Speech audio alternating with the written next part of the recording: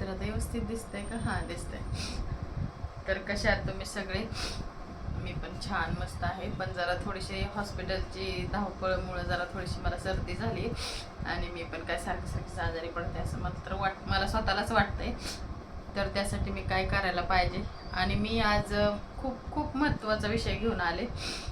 तर मला काही प्रश्नांची उत्तरं द्यायच्यात आणि ती मी सगळ्यांनाच नाही देऊ शकत, म्हणजे आमच्या नातेवाईकात किंवा तुम्हा सगळ्यांना. तर मी असं व्हिडिओद्वारे देणार आहे तुम्हाला आता. तर सांगायचा मुद्दा हा की तू 25 वर्ष झालं पुण्यात राहतेस, तर अजून स्वतःचं घर का नाही घेतलं आणि अजून भाड्यानेच कशी राहते? तर बऱ्याच जणांना माहिती आहे की माझ्या आयुष्यात काय प्रॉब्लेम आहेत ते मला आणि माझ्या मिस्टरांना, माझ्या फॅमिलीलाच माहिती आहे, बाकीच्यांना कोणालाच माहिती नाही. तर काय काय प्रॉब्लेम झाले, कसे झाले, माझी आतापर्यंतची जर्नी मी तुमच्याशी शेअर करणार आहे. तर ह्याचे किती पार्ट होतील मी ते नाही सांगू शकत, पण आजपासून मी ते सांगायला सुरुवात करणार आहे. पायलची जर्नी तुम्हाला सांगितली, त्याची काय आहे कशी आहे. तर तिचं काय आता नवीनच ऑपरेशन झालंय, आता झाले असेल 4-5 दिवस आज. तर आज आता पायल व्यवस्थित आहे, सगळं व्यवस्थित आहे आणि इथून पुढं पण असं सगळं व्यवस्थित राहावं. तर मी पुण्याला येऊन 25 वर्ष झाले, माझ्या लग्नाला 28 वर्ष झाले. मी 2 वर्ष गावी राहिले होते. लग्न झाल्यानंतर मी सुरुवातीला 5-6 महिने गावी राहिले, नंतर 7-8 महिने परत पुण्याला आले आणि नंतर मला मुलगा झाल्यानंतर मी प्रेग्नेंट राहिल्यावर माझ्या माहेरी आले. नंतर मुलगा झाल्यानंतर मी गावी गेले. एक 5-6 महिन्याचा मुलगा झाला की मी परत गावी गेले, माझी डिलिव्हरी वगैरे झाल्या, म्हणजे माझा पहिला मुलगा झाल्यावर, रोहन माझा. आणि मग इथं आम्ही आमच्या आजोबाच्या इथं राहत होतो आणि ते गावी जाण्याचं पण मोठं कारण आहे. काही कारणानुसार आम्हाला इथून हाकललं गेलं होतं.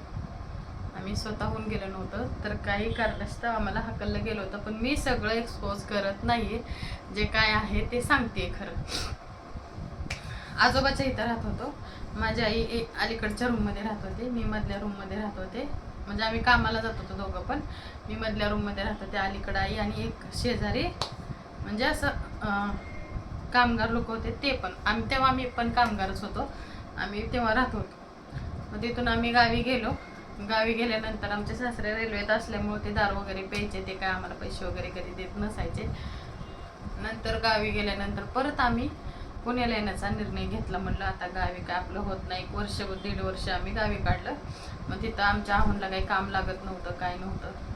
माझ्या जीवनात खरंच खूप स्ट्रगल झालं आहे. मग त्यांना काही काम लागत नव्हतं, तर माझ्या आईची आत्या होती, ती म्हणली तू ये माझ्याकडं, मी तुला काम लावते, इकडे सगळं हे करते. तर मग ती म्हटली ये. तर आम्ही असं आज नागपंचमी होती 2 दिवसांनी, आणि मी पंचमीला इकडं पुण्याला आले होते माझ्या आईकडे, म्हणजे माझ्या माहेरी आले होते आणि हे गावी होते. तर हे मला नेण्यासाठी येणार होते, म्हणजे इकडंच राहायला येणार होते. आणि ते म्हणले 2 दिवस मी गाडी चालवायला जातो. आणि मग आम्ही, हिला काही ती स्टोरी माहीत नाही कारण ह्यांच्या जन्माच्या अगोदरची स्टोरी आहे, पण मुलांना मी सगळे तसं सांगून ठेवलेलं आहे, असं असं झालं बरंच काही गोष्टी.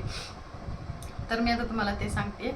तर मग मी पुण्याला यायला लागले होते, नाही हे पुण्याला यायला लागले होते. तर हे म्हणले 2 दिवस मी काम करतो आणि काही थोडेफार पैसे घेऊन मी पुण्याला जाईन, काहीतरी थोडं खर्चायला वगैरे होतील म्हणून हे मला नेण्यासाठी येणार होते. तर 2 दिवस ते तिकडं कामाला गेले. तर कामाला गेल्यानंतर त्यांच्या गाडीचं ॲक्सिडेंट झालं.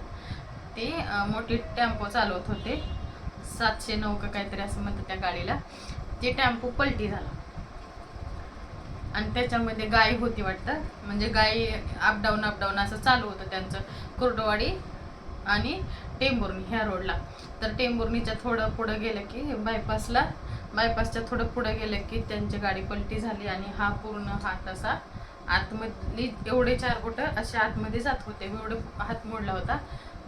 तर ॲक्सिडेंट झाला आणि पूर्ण अशी गाडी त्यांच्या साईडनं पलटी झाली. ती त्यांची चुकी होती, त्यांच्या साईडनं पलटी झाली. तेव्हा त्यांचं पण वय लहान होतं, म्हणजे बघा माझं 14 वर्षात लग्न झालंय आणि आमच्या आहोंचं वय होतं तेव्हा 20 असेल माझ्या अंदाजे, किंवा 18-19 असेल, जास्त नव्हतं आमच्या दोघांचं. आणि माझं 14 वर्षाचं होतं आणि मला मुलगा झाल्यानंतर 15-16 वर्षाची मी असेल, किंवा ते 22 वर्षाचे होते, त्यावेळेसची गोष्ट आहे. त्यांना पण कुठला असा जास्त अनुभव वगैरे काहीच नव्हता. मग गाडी अशी पलटी झाली, पूर्ण रोडवर हा हात घासत गेला. आता पण त्यांच्या हाताला जखम आहे. मी कधीतरी तुम्हाला ते व्हिडिओमध्ये नक्की दाखवल की मी खरं सांगते की खोटं सांगते. काही जणांना वाटेल खोटं सांगते, काही जणांना वाटेल खरं सांगते. आणि ज्याला माझ्या नातेवाईकांना माहिती आहे त्यांना सगळ्यांनाच माहिती आहे, त्यांना काही सांगण्याची गरज नाही. पण जे माझे यूट्यूब फॅमिली आहे त्यांना काहीच माहीत नाही, तर त्यांच्यासाठी ही गोष्ट आहे. त्यांचा ॲक्सिडेंट झाला. खरं तर तिथूनच संघर्षाला सुरुवात झाली. 1-1.5 वर्ष आमच्या आयुष्यातले खूप चांगले गेले. गावाला म्हणजे एक मुलगा झाल्यानंतर थोडं खूप चांगले गेले. नंतर यांचा ॲक्सिडेंट झाला तेव्हा रोहनला माझ्या चालायला पण येत नव्हतं. 1-1.5 वर्षाचा असेल मला असा अंदाज वाटतं. हा 1 वर्षाचा होता तेव्हा. आणि मग ॲक्सिडेंट झाल्यानंतर मी इकडं होते. मग मला काही तेव्हा मला एवढी समज नव्हती की आपल्या मिस्टरांना एवढं लागलंय किंवा काय. मग तरी पण मी रडत होते.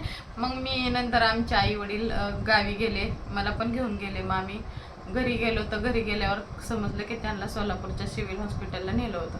तर गावाकडं काही सोलापूरमधले जे लोक असतील किंवा तिकडच्या भागातले जे लोक बघत असतील व्हिडिओ, तर मला कमेंट करून नक्की सांगा सिव्हिल हॉस्पिटल कोणाकोणाला माहिती आहे. तर तेव्हा 26-27 वर्षापूर्वीची ही गोष्ट आहे. तेव्हा काही एवढी सोय नसायची हॉस्पिटलला. तर मग माझे आई वडील 8 दिवस हॉस्पिटलमध्ये राहिले होते मला घेऊन. आम्ही तिघं पण राहत होतो, माझे आई वडील मी. नाही मी नव्हते राहत, मी घरी राहायचे आणि माझे आई वडील हॉस्पिटलमध्ये राहत होते. मी माझ्या सासरी राहत होते आणि यांच्यापाशी माझे आई वडील राहत होते. नंतर मग फोन आला होता. तर मग आई वडील राहत होते अगोदर. 8 दिवस ते राहिले. मग 8 दिवसानंतर मग कोण राहायचं. कधी माझ्या सासूबाई राहिल्या, त्यांना पण त्या हॉस्पिटलमध्ये 3 महिने ठेवलं होतं. 3 महिन्यामध्ये जखम थोडीफारच कव्हर झाली होती, जास्त नव्हती. तर एक डॉक्टर असं इंग्लिशमध्ये, तेव्हा मला तर काही इंग्लिश येत नाही, तर मी पहिलंच सांगते. तर असं काहीतरी बोलत होते की ही जखम भरून येत नाही काय नाही. मग आमच्या भावाने ते ऐकलं आणि मी एकदा अशीच घरी आले होते. गावाकडे बऱ्याच गोष्टी म्हणतात, असं असलं की चालत नाही, तसं असलं की चालत नाही. म्हणून मला तुम्ही समजून घ्या मी काय सांगते ते. त्यामुळे मला घरी पाठवलं होतं. मग आमचे आहो एकटेच हॉस्पिटलमध्ये होते. तेव्हा तर खूप स्ट्रगल केला आम्हाला.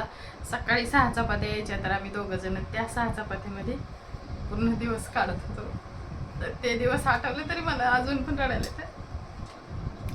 आणि भाजी नसायची, पैसे नसायचे. 5 रुपयाची तेव्हा भाजी भेटत होती सोलापूर हॉस्पिटलच्या थोडंसं बाहेर.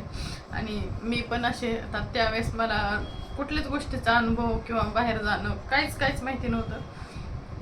आणि ह्यांच्या हाताला लागल्यामुळं असं पूर्ण हात असा पकडून ते मला घेऊन जात होते आणि मुलगा मी काकेत घेऊन फिरायचे. आम्ही तिघंच हॉस्पिटलमध्ये राहिलो. वेळेला खरंच कोण येत नसतं तेव्हा, कोण असं म्हणजे जास्त नंतर कोण भेटायला पण येत नव्हतं. आम्ही दोघंच असायचो. फक्त आमचे सासरे सकाळी अपडाऊन ते रेल्वेला सर्व्हिसला होते, त्यामुळे ते आम्हाला डबा घेऊन यायचे. सकाळी 7 चपात्या किंवा 6 चपात्या घेऊन आले की डायरेक्ट दुसऱ्या दिवशीच डबा यायचा आमचा. मग आम्हाला रोहन बारका होता. हॉस्पिटलमध्ये ते पावभाजी असं काहीतरी, कुठली पण भाजी किंवा 2 पाव मिळायचे. मग तो तिथं चालायला पण शिकला. मग वरचं खात नसायचा, मग तिथलंच आम्ही त्याला खायला शिकवलं. मग तो वरचं तिथं खायचा.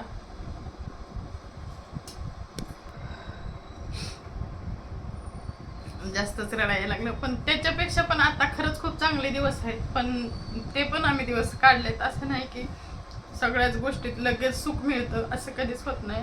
आणि माझ्या आयुष्यात आणि आमच्या आयुष्यात कधीच आम्हाला सहजासहजी कुठलीच गोष्ट लगेच मिळत नाही. आता मी घराबद्दल तर तुम्हाला सांगणारच आहे, पण मी पहिलं माझं स्ट्रगल सांगते. आणि मी आता इथंपर्यंत पोचले, त्यामुळे मी इथं काहीतरी तुमच्या पुढं मानते. जर तुम्हाला कोणाला आवडत असेल माझे व्हिडिओ, तर नक्कीच माझ्या व्हिडिओला लाईक आणि शेअर आणि सबस्क्राईब करत जावा.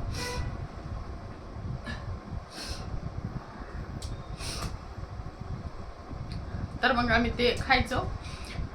मग मला काही दिवसासाठी घरी पाठवलं हॉस्पिटलमधून. मग मी घरी आल्यानंतर आमच्या दवाखान्यातून पळून आले. आणि पळून आल्यानंतर माझ्या कानामध्ये असे छोटेसे गोल फुलं होते. आमचे सासरे पण त्यावेळेस आम्हाला काही एवढं बघत नव्हते, म्हणजे त्यांना पिण्याचा जास्त नाद असल्यामुळे ते काय आमच्यावर करत नव्हते.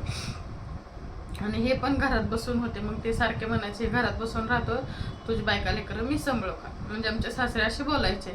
आता प्रत्येक आमच्या नातेवाईकांना सगळ्यांना माहिती आहे ही गोष्ट, त्यामुळे मी काय सांगणारच आहे. ज्या गोष्टी घडल्यात ते मी त्या गोष्टी सांगते. मी ज्या संकटातून गेले त्यावेळेस ते सांगते. मग ते पिण्याच्या नशात असे बोलायचे. मग माझ्या कानामध्ये छोटीशी फुलं होती आणि मला माहिती नव्हतं, सोनाराची दुकानं पण माहिती नव्हती. आणि आमच्या आहोंच्या हाताला इथं लावायला ना अशी पट्टी असायची, ती पट्टी 60 रुपयाला मिळायची त्यावेळेस. ते 60 रुपये नसायचे आमच्यापाशी.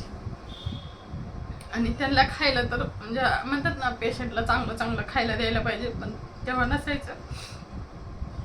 चपाती सुद्धा आम्हाला मिळत नसायची.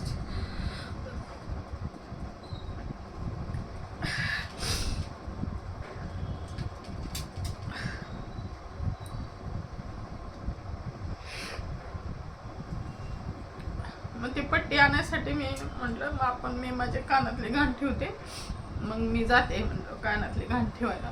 मला आता आठवत पण नाही कुठल्या दुकानात ठेवले होते, म्हणजे मी दुकानच मला माहिती नव्हती कुठं सोनाराची दुकान आहे ती. आमची ननंद होती माझी 2 नंबरची, चिवताई सविता, आम्ही त्यांना चिव म्हणतो. त्या मला इतक्या सपोर्ट करायच्या. त्या वयाने लहान होते माझ्यापेक्षा 4-5 वर्षांनी, पण लय माझं हे करायचं, म्हणजे प्रत्येक गोष्टीला माझं चुकलं तरी त्यांच्या आईला ओरडायचं, मला सपोर्ट करायचं नेहमी. मग हे म्हणले मी मुलाला सांभाळतो, तू जा आणि ते कानातले घाण ठेवून ये, कारण ह्यांना जाता येत नव्हतं जखम असल्यामुळं ना, हातात अडकवलेला असल्यामुळं. मग आम्ही कुर्डवाडीला गेलो. आता कुर्डवाडी बऱ्याच जणांना माहिती आहे, आमचं गाव वेतावाडी, तिथून कुर्डवाडीला गेलो. मग ते कानातलं मी 300 रुपयाला घाण ठेवलं. नाही, मला सोनाराचं दुकान माहीत नव्हतं. बस स्टॉपला जाऊन थांबलो, आमच्या गावातून बस स्टॉपला गेलं. मग तिथं माझे दीर भेटले, 2 नंबरचे सख्खे दीर. ते ओरडायला लागले, तुम्ही इकडे कशाला आले, का आले म्हणून. तर आम्ही असं असं सांगितलं, अशासाठी आलोय, आपणच पाठवले. बरं ठीक आहे म्हणले, ओरडले. आणि तुम्ही म्हणले जा इकडं दुकान आहे. मग मी एका सोनाराच्या दुकानात गेलो, आमच्या सासऱ्यांची ओळख सांगितली आणि कानातलं घाण ठेवलं. म्हणजे असं कोणाला आपण ठेवून घेत नव्हते पहिलं, म्हणजे आता पण तसंच असेल बहुतेक, पण आता काय तेवढी वेळ येत नाही सोडा. मग ते कानातले घाण ठेवले आम्ही सोनारापाशी, आणि 300 रुपयामध्ये ते कानातलं घाण ठेवून आम्ही 60-60 रुपयाच्या 2 पट्ट्या आणल्या. 120 रुपयाच्या 2 पट्ट्या आणल्या हाताला लावायच्या. त्या पट्ट्या पण आम्ही 2 वेळा कट करायचो. एक पट्टी 1 वेळाच यूज करायची, आम्ही एक पट्टी 3 वेळा यूज करायचो. 3 वेळा त्याच्या 3 कट मारायचो. आणि इथं थोडी जेवढी जखम आहे ना, इथं तेवढ्या जखमेवरच लावायचं. इथे एक जखम जास्त होती त्यांना, आणि इथं असं पूर्ण हाताला त्यांच्या एका जखम. त्यांना अशा उजव्या हाताने असं खाता येत नाही, उजव्या हातालाच लागलं होतं. अजून पण असे 5 बोट आपले जसे जुळतात ना, तर त्यांचे असे जुळत नाहीत. मी तुम्हाला डाव्या हाताने खातात. तुम्हाला नक्कीच मी पुढच्या व्हिडिओमध्ये त्यांचा हात दाखवेन, शूट करून ठेवल. तर ह्यांना तर पोरांना तर ते काय माहित नव्हतं. मग नंतर आम्ही ते घाण ठेवलं, मग पट्ट्या लावायचो. असं करत करत आमचे सगळे दिवस गेले. नंतर 1 वर्ष 6 महिने आम्ही परत पण गावीच राहिलो. नंतर पुण्यामध्ये राहायला आलो. पुण्यामध्ये राहायला आल्यावर पण आमच्या जीवनातला स्ट्रगल काय संपलं नाही. तिथून तर जास्त स्ट्रगल सुरुवात झाली. आता व्हिडिओ खूप मोठा होईल, मी तुम्हाला पुढच्या ब्लॉगमध्ये नक्की सांगेन की परत काय होईल. ज्याला उत्सुकता आहे त्याने मला नक्कीच पुढच्या व्हिडिओसाठी कमेंट करा, तरच मी पुढचा ब्लॉग शूट करेन. चला, व्हिडिओ आवडला असेल तर लाईक करा, शेअर करा. जास्त वाढवत बसलं एका व्हिडिओमध्ये तर बरेच लोक बघत नाही, स्किप करतात. तर हा व्हिडिओ तुम्ही बघाल, मला अपेक्षा आहे. चला, भेटूया पुढच्या व्हिडिओमध्ये. तोपर्यंत बाय.